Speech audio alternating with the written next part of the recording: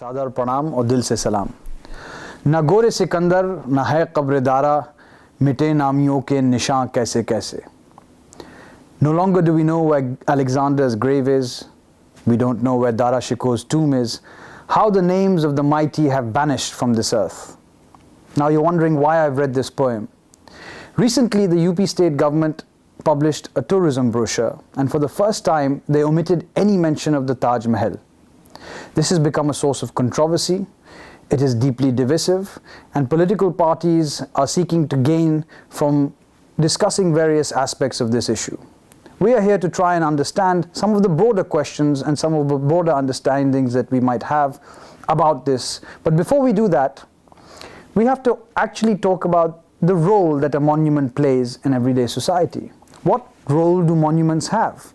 Today in the 21st century, what is the need to have monuments from the past? Why can't we just demolish all of them? Because we need space. Space is at a premium, populations are expanding. So why is it that we hold on to the past? Obviously the first answer is the past is in one way a reflection of what we want the present to be. My contention is that monuments anchor people to a particular space, to a particular place. A monument acts as an anchor. It is a way in which people's relationships to a culture, to a civilization, to a geography, to society, to various things manifest itself. And this is why, not just in India but all over the world, today monuments are under threat.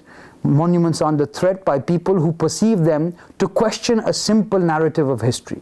Monuments often in different parts of the world, for example the Middle East, in Iraq and Syria, they question the simple history that is often propagated, a black and white history almost. Why is it that Daesh or ISIS are blowing up shrines, tombs, ancient sites in Syria and Iraq? Why are ancient sites and heritage sites being destroyed in Yemen? Because they offer an alternative version of history.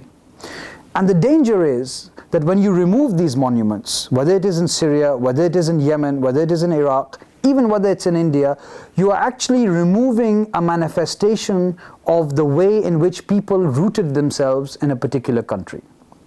Monuments, after all, are our link to the past.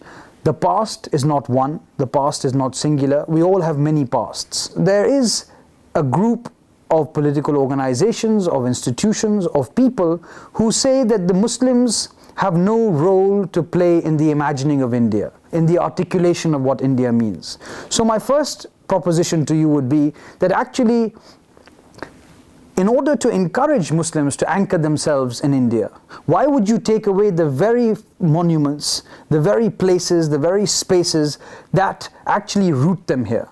It will serve a different purpose. It will make them rootless. It will make them look to other countries, to other places to find some kind of identity. So the Taj Mahal today is emblematic and symptomatic of a bigger question, and that question is of Muslim patriotism. The debate is not about whether you love your country, it is about how you express that love.